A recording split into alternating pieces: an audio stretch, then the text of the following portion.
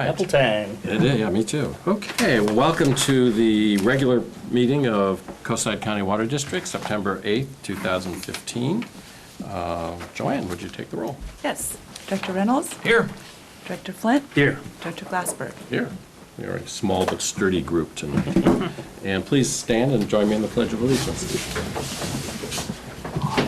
I pledge allegiance to the flag of the United States of America and to the republic for which it stands, one nation, under God, indivisible, with liberty and justice for all. This is an opportunity now for members of the public to speak to the board on items that are not on the agenda, and we have one request from Rishi Kumar. Yes, please.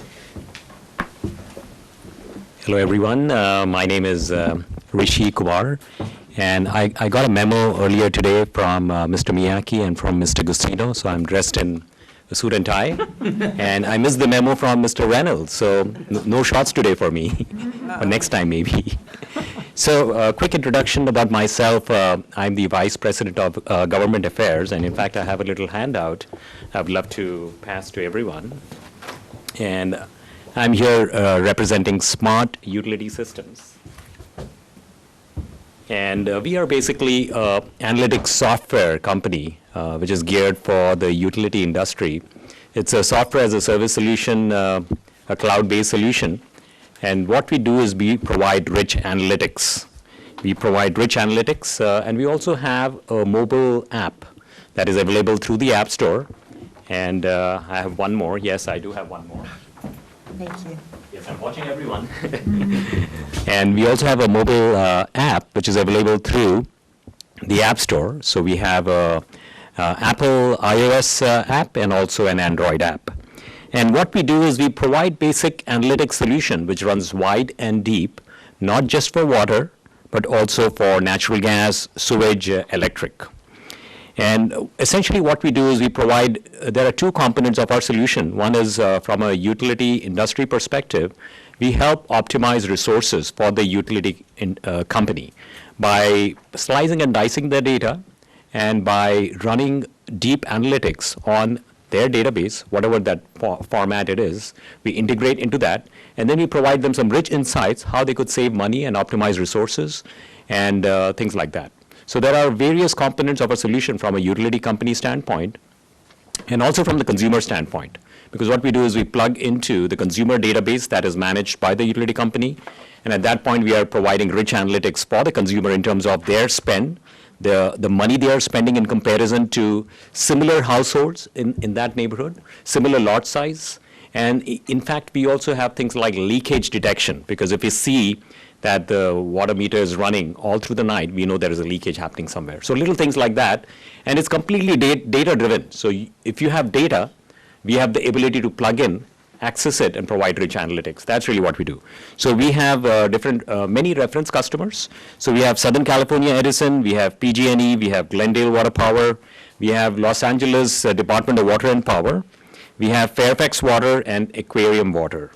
And from an agency perspective, what we do is we basically, with our solution, we provide a dashboard view of everything that the utility, that the agency is representing, is selling into. For example, you have, let's say, 10, 15 private and public utility companies that you're serving. We have the ability to take their data and then provide you a dashboard view that summarizes how exactly they are hitting their drought targets, things like that, So that in a nutshell, we are a software company, analytics, deep algorithm with analytics. But what we do is we turn data, we turn those SQL database into actionable information and insights to the utility company and also the citizens it's serving. So we have lots of use cases in terms of how we have helped citizens save money, resources, water, and also from a utility company standpoint. And I would love to see if there are any questions I could answer today. Well, thank you very much for coming this evening. And the important thing is that staff has the information because they would be the folks that would be following up. Okay, super. Okay. Thank you so much. I was very happy to be here today. Joanne, do you keep these for the record? Yes, I do. Okay.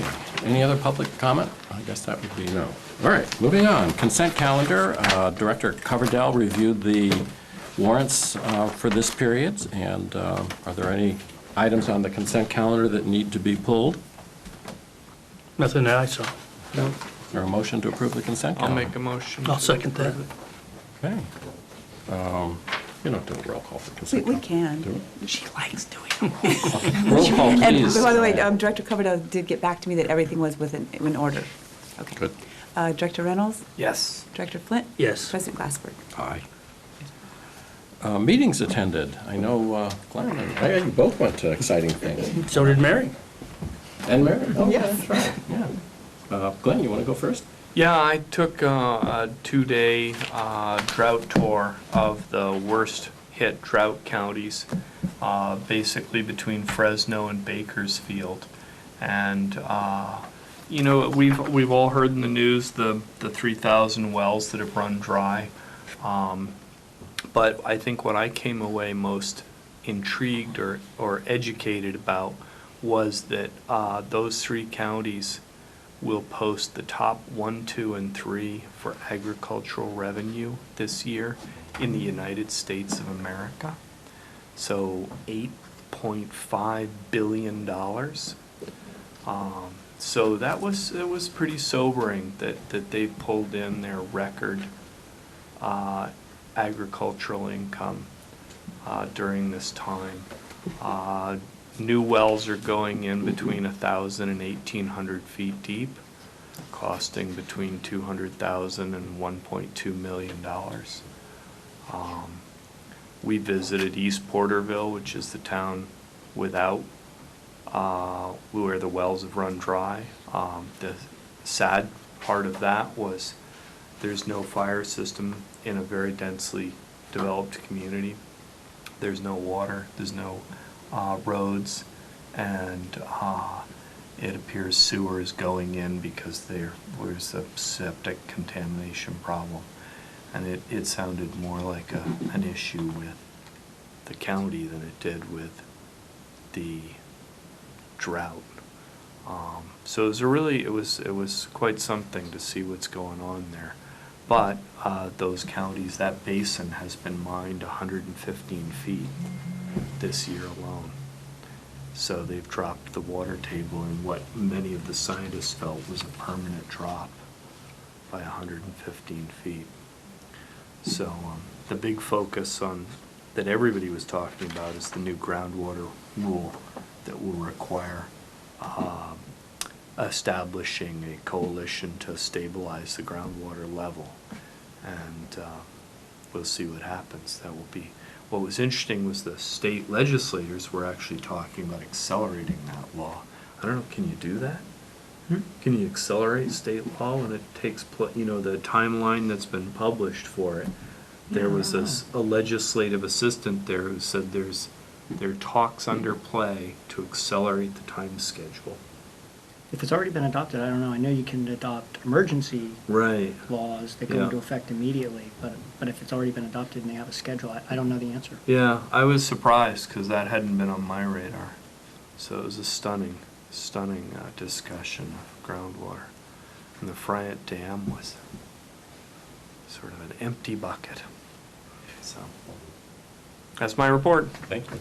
I saw there was an article about they're proposing a new dam behind Friant that I guess, I'm not sure exactly how much it was going to cost, but as a backup, so they're anticipating trying to have more storage because there's going to be less snowpack in the future.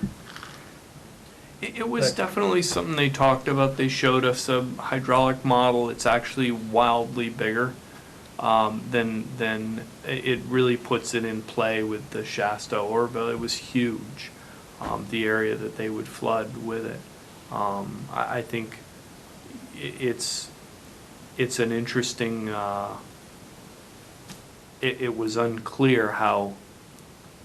How much that was going to really solve we didn't get presented the science of why that would help. We got presented this is what we need. Right, yeah. And I think a lot of us remained quite skeptical whether that was environmentally feasible. Yeah, I'm just wondering if it take any pressure off the delta at all. I mean, You know, there was that part of the conversation was truly missing from the group of people that we were meeting with. Yeah, yeah. Well, I went on a trip to Hetch Hetchy. I want to thank everybody that recommended us going there to do that, because it was very impressive. Mary went too, and it was great. She can give you her perspective on it, but I don't know, the thing that hit me the most was the scale of that project, and also the fragility of it. You know, it's like, it's a gigantic system that feeds hydraulic power and water to, you know, San Francisco and everybody in between. And it's kind of like winding a watch, you know, I mean, literally, the guy that runs that system is twisting everything by hand and metering it and feeling the vibration in the pipe, and it's like a living organism. It's just amazing. And it was great. It was a really, really interesting tour. And we did go to Calaveras before that to see Yeah. how the dam is progressing. Yeah. They were very concerned about everybody making sure they vacuumed their pants off to get all the Fungus off, yeah, yeah. yeah, well, the asbestos. Oh, the Yeah. asbestos, Yeah. yeah, the serpentine rock. Right, yeah, it's all naturally occurring in there, but Yeah. yeah, they're still laying the foundation. They haven't even started to get Yeah. close to where that Yeah. dam's gonna be. Yeah, that project has hit some new records for overruns. It's- Yeah, it's Ouch. massive. It But is you stand in massive. that spillway and it's just awesome, Oh, how huge it is. Yeah, can't It's believe it. beautiful, yeah. Did you see the Sunol treatment plant, which is right beside that? They kind of pointed to it out in the okay. distance, like, you see those big Yeah. propellers going around down there? It's Yeah. like on the other side of that. Yeah, so Yeah, we didn't get 'cause over there. One of the, one of San Francisco has 2 treatment plants, and one's right there in the Sunol Canyon. You Mhm. had to drive right past it. Mhm. And then the other one's the Harry Tracy up here in the peninsula. Right, we did go by that one. We Yeah. kind of went north Yeah. first and then came back and around and Yeah. followed the pipeline up, Yeah, you know, through Redwood City and Yep. on out. It was very interesting. I think one of the highlights of the trip, though, is actually standing on the dam in the middle of the night watching the Perseid meteor shower. Yeah. What a great place to see it. Yeah. It's very, very Although interesting. I saw more satellites than I saw Yeah. actual meteors, you know. Yeah. Everybody go, oh, there goes one, you go, whoa. That makes for great stories, though. Yeah, yeah, yeah. The satellites, though, I was amazed at how many you see going by and, you know, how they're tracking. You can, I mean, they're obviously Government's- visible The government's watching. constantly, yeah. Anyway, it was a great trip. Yeah, it's a good trip. I'm glad you went. Yeah. Yeah, it was great. And then Dave and I actually had the opportunity to go visit the local watershed. So from, basically, we went up from, it's from the Pulgas Water Temple, up Skylon, all the way to San Bruno, and then we visited the Harry Tracy Mhm. treatment plant. So, Worth noting is, by the Pulgas Water Temple is the only cork tree I've ever seen. And it's growing on the entranceway as you go in there. And it's really kind of stunning. And apparently they had a lot of Italian stone workers when they were building that. There's a genuine cork tree. Oh, cork oak. Yeah, it's a cork oak. Yeah. Didn't know they existed on a Portugal. Yeah, I had never seen one before. The only one I ever saw was on the campus of the University of Arizona. Oh, okay. Yeah. And it is kind of cool. You go, Yeah. wow, that's cork. Yeah. And they actually harvest it. Yeah. I attended the Recycled Water Committee meeting with Sam, and Mary was there, and Dave, and Ken. It was an interesting meeting. Sam has put out its, I'm confused now whether it's an RFP or an RFQ, I forget exactly what they're doing, but they put out a request for engineering services quotes, and they seem to be fast-tracking that. That's their intent, so that hopefully within the next month, their board will select an engineering services company.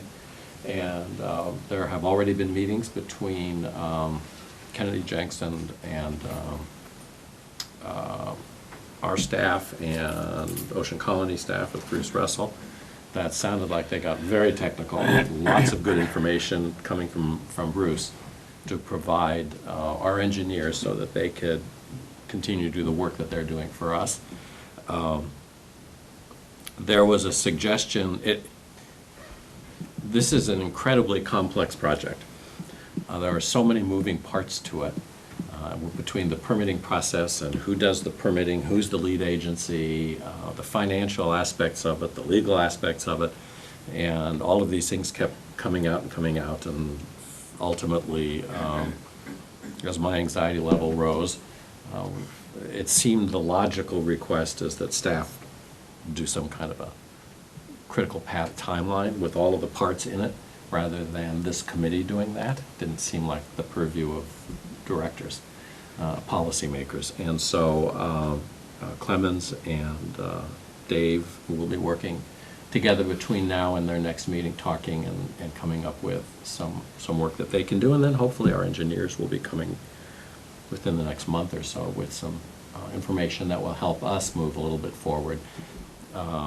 Ocean Colony obviously is really anxious to get some kind of budget projections, I would imagine. because they want to know whether this is even a feasible project for them, which makes total sense. Yeah. So we're moving toward it. Then the next meeting is on October 19th, isn't that right? Right. 19th, yes, and I will be gone. So if either of you has an interest, because we can't do three, we can only do Right, two. right. Yep, Would you be I can willing go. to attend Yep. on my behalf? That'd be Yep. great. Ken will be there also. Okay, That'd be great. Okay. let me get the date down. 7 o'clock on the 19th at SAM. Okay, so October? Yes.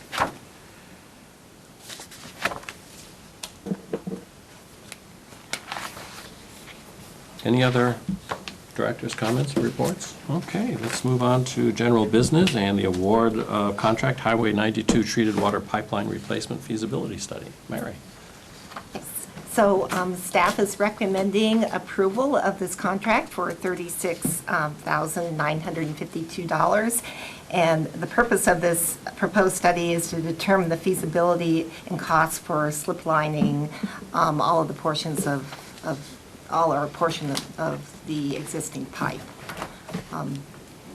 I don't know if you have, Joe, if you have anything else to say Well, about just it. the background, and you've probably heard of this before, it's an old pipe, built in the 48, welded steel, and there are portions of it that are very problematic and very dangerous to repair. Not only to repair, but when it does break, it has a high potential for collateral damage, especially for Highway 92. I mean, we could foresee that 92 could be closed if this had a catastrophic failure. We've had a few failures over there by the La Nebbia Winery, and we're not even going to wait for anything for that. We have Jim Teeter working on a plan to either have it slip lined or have it place another pipeline just along that stretch of La Nebbia, which seems to be the most vulnerable spot, but it's not the only spot that's problematic. We've had large breaks over by Bongard's nursery that discharged an awful lot of water into the creek. What Kennedy Jenks is going to do is give us a feasibility. I mean, such things as, construction costs, laying it out, where the pipe actually is, pits that you need for slip lining. The other benefit that slip lining will bring us is that it's presently a 12-inch pipe with a handful of users on it, and, well, more than a handful, maybe, I think there's 60. I think there were 90. 90 connections, yeah. connections on that pipe. And, but there's still not a lot of use for a 12-inch main. And so the water quality deteriorates near the end of the pipe. And what I mean by deteriorate is that it loses its chlorine residual by the end of the pipe. And then once you lose your chlorine residual, strange things happen with pH and stuff. And at this point, we have to discharge about 14,000 gallons per month just to keep that pipe freshened.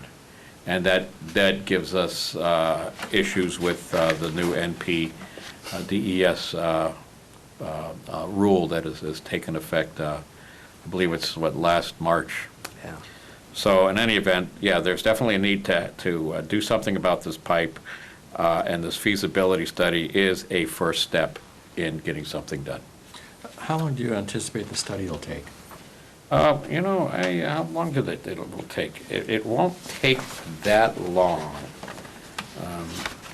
Let me see if that's a good question. Yeah, we didn't get a copy of the proposal this time.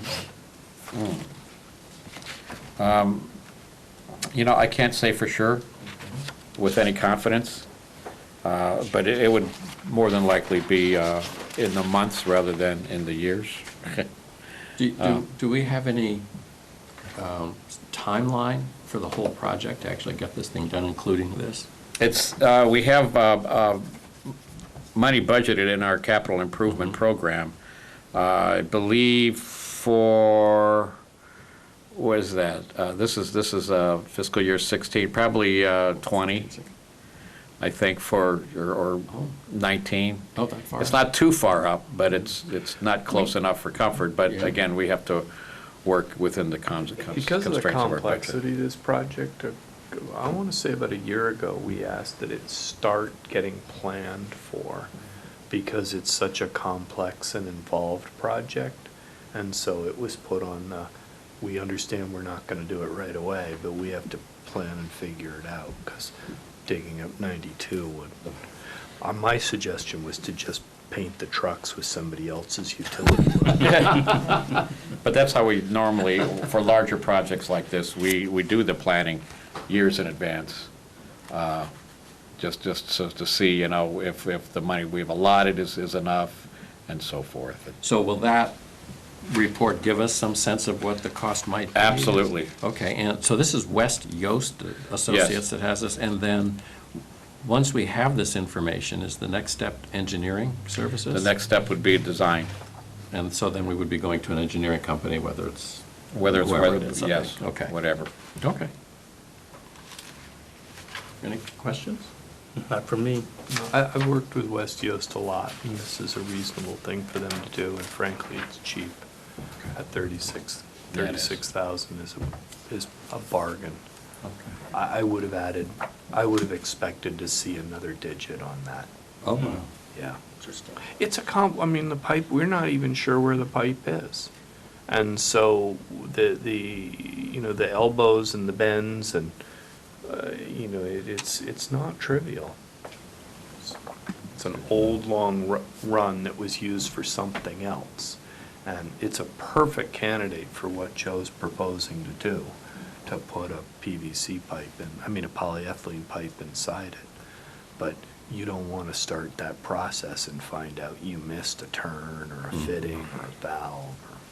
Yeah, because we will be on a lot of private property. If we have an easement, we don't exactly know the whereabouts of the easement at this point, for much of it. And that's part of their feasibility would be to determine that. I have hired a surveying company to absolutely find the easement around La Nebbia Winery, just because we expect to get that done hopefully this year, to get that fixed. So, okay, so that's part of a larger project, but that's the most emergent, the most critical. Yes. Because I know we've had lots of problems there. Joe, there's a company that puts a radio pinger in the pipe and then flows it through the pipe and follows it. Is that worth doing on that pipeline to find? It could be good, but the thing about this easement was that this pipe was laid in 1948, and the easement was determined in 1952 based on where they laid the pipe. So the pipe should Be in the be easement. absolutely within the easement that they Fair enough, that okay. they mark, and we do have all of the documents from the early 50s that describe the easement. Perfect. So it's a yeah, matter of that's a translating them first. into real land. To markers on the ground so Yeah. that where you Yeah. can see. Oh, that's good news. Yes. Do we need a motion, or? Yeah. I'll make a motion that will engage West, or authorize the general manager to enter into contract. I'll second that. Okay? Aye. Director Reynolds is aye. Director Flint? Aye. And Vice President Glassford? Aye. Thank you. Okay, next item of business, item 6B, award of contract for Denniston Filter Surface Wash Repair Project. Who's Joe or Mary? Who's? I'll start Okay. with you. Joe? Oh, go ahead. Yeah, this is, we've brought this to your attention in months past about there's some repairs in 2 of the Denniston filters. They're pressure filters, they're vessels that do all the job of filtering, including backwashing and surface washing the media inside of it. And we, in our last inspection of the filters, we open them up every year. We found that the surface wash header on 2 of the filters, there's a header, it's a big pipe, a big 8-inch pipe or 10-inch pipe that's iron, and there's stainless steel laterals that come off of them. And these stainless steel laterals are falling off, which means that when the surface wash comes on, instead of getting spread evenly over the media, it just gushes out of these holes. It does not. It results in a very poor backwash.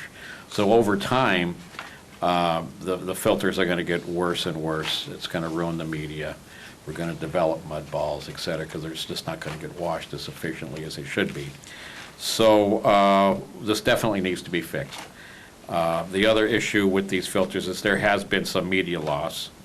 So this project will kill 2 birds with 1 stone. It will repair these surface wash headers by replacing them with stainless steel, and also top off the filter media as required.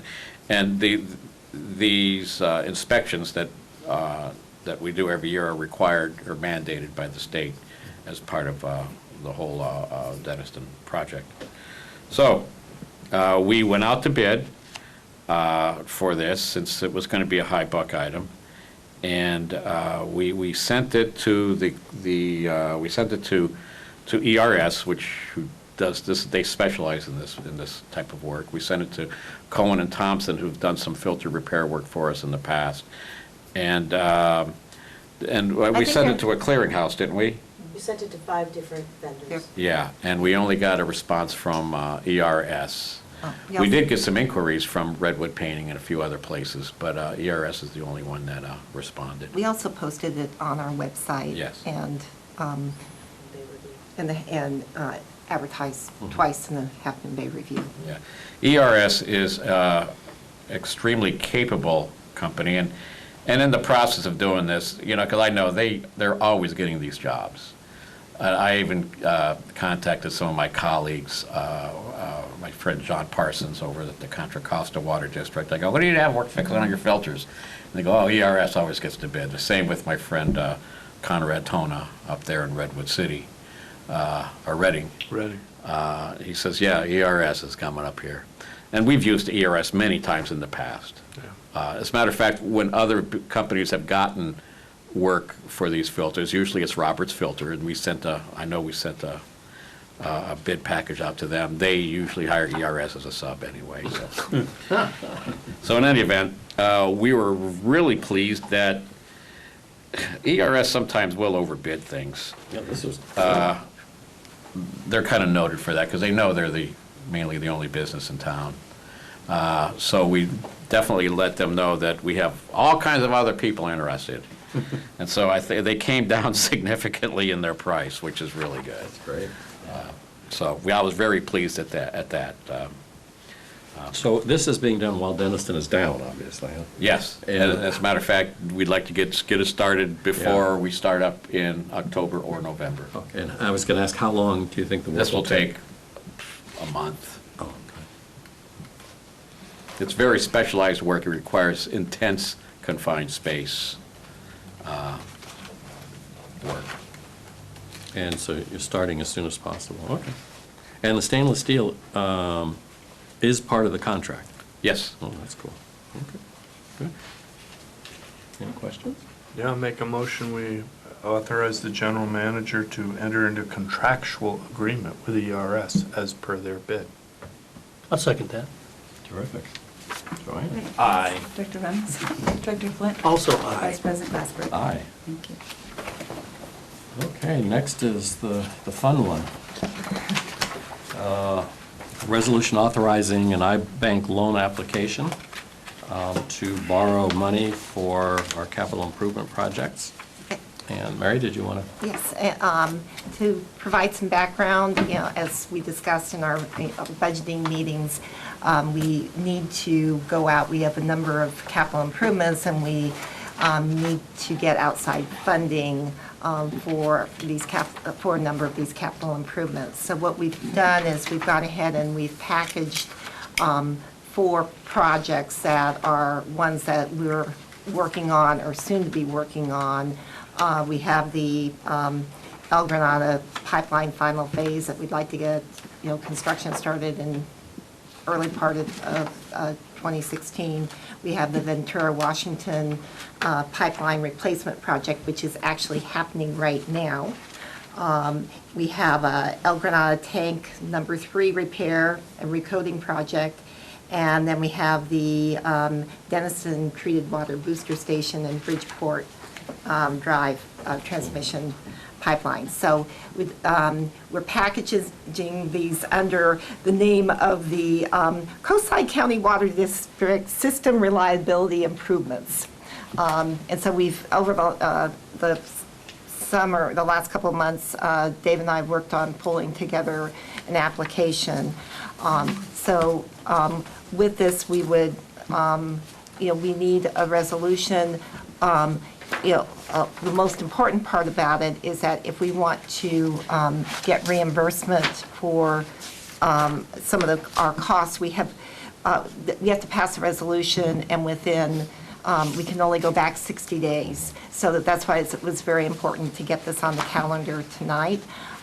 So basically what this resolution authorizes the application and the submission of the application, and we're declaring our official intent to reimburse certain expenditures from the proceeds of the obligation, and we're authorizing the general manager and the assistant general manager to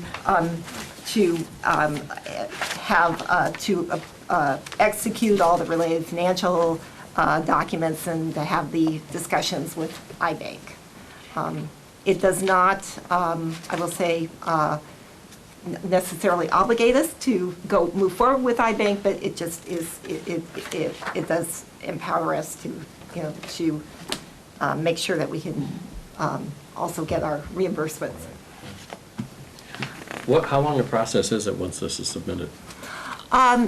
It should go fairly quickly.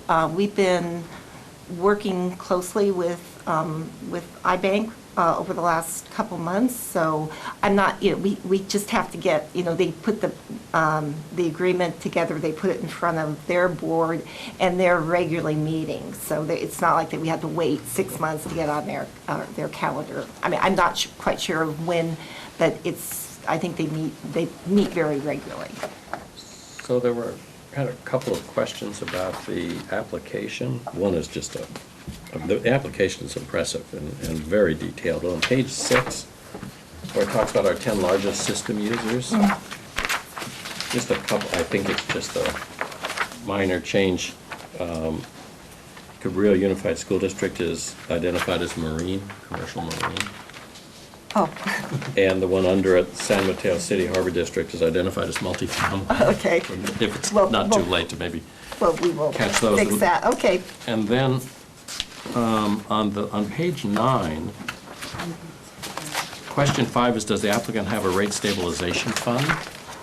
And don't we have like $250,000 that we at least call rate stabilization? Is that not a fund? Are they talking about a formal fund when they say that, or do you know?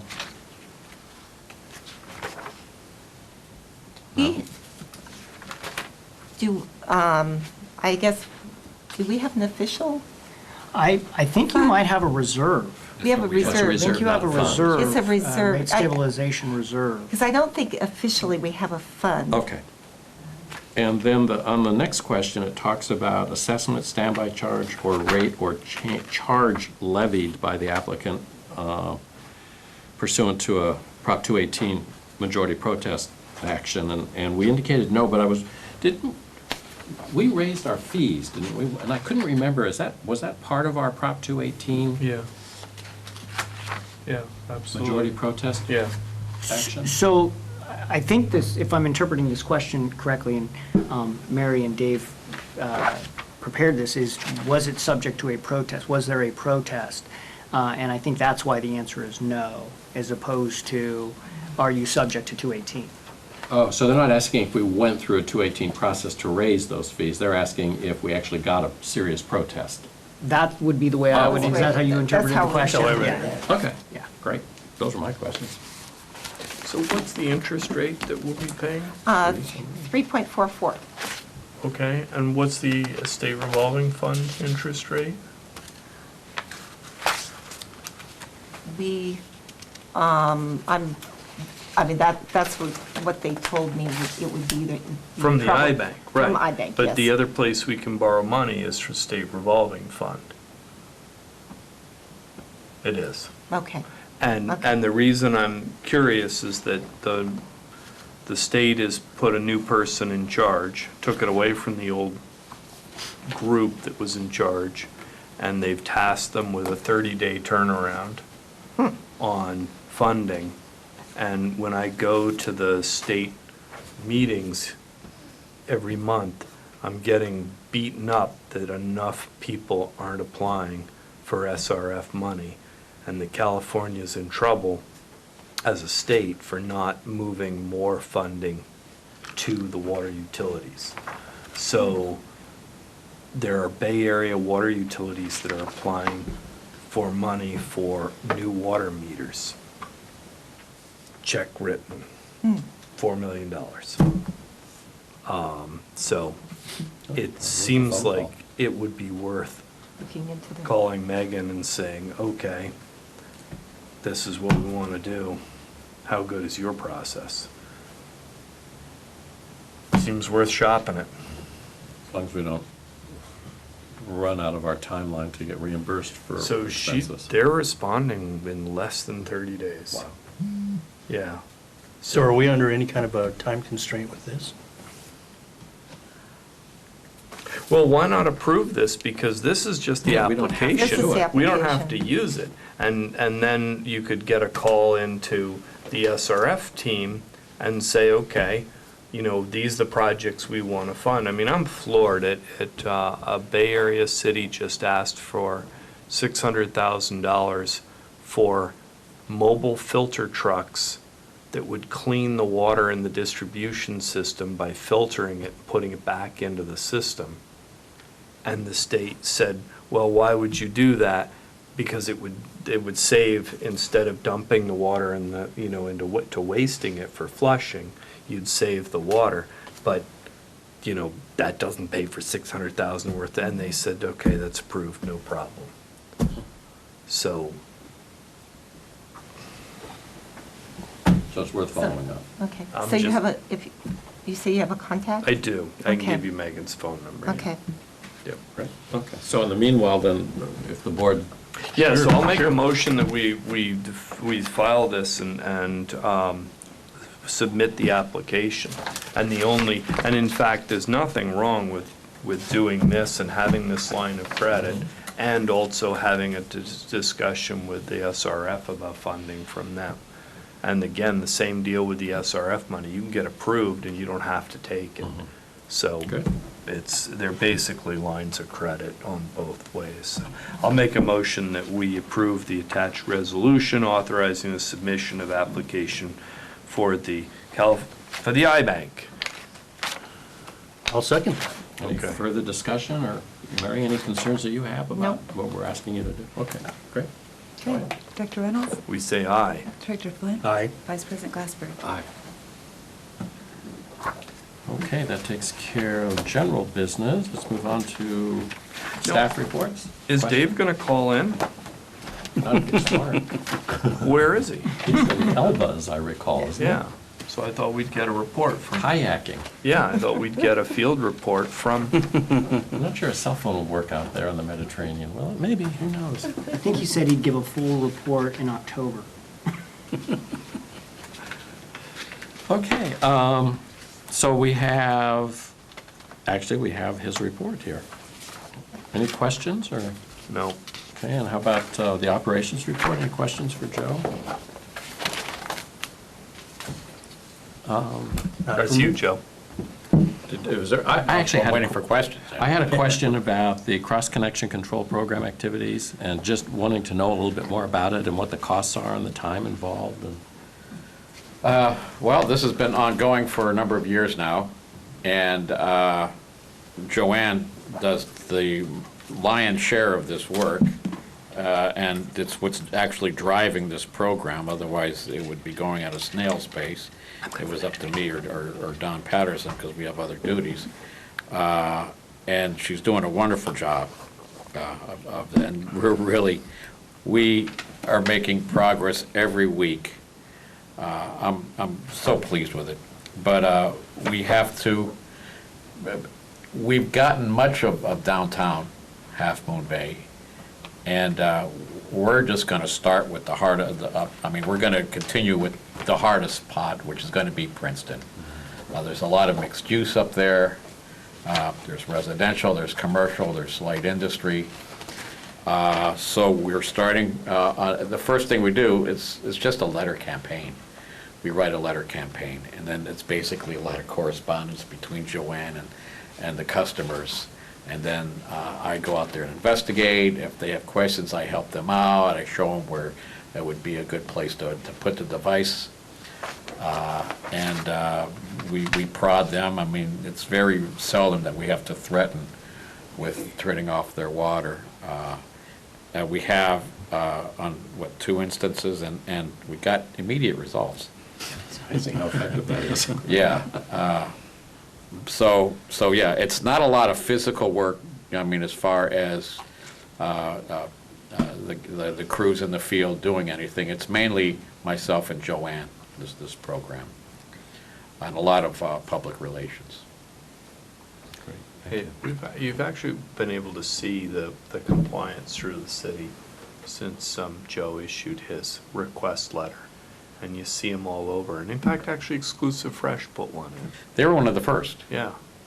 They were one of the first ones to do it, Yeah. because we had whenever they come in for a modification, and that's one of the things that we do. We check and see if they have a backflow. If you don't have one, we start in on them. And then when they got in that trouble with the county a couple of years ago, was that 4 or 5 years ago?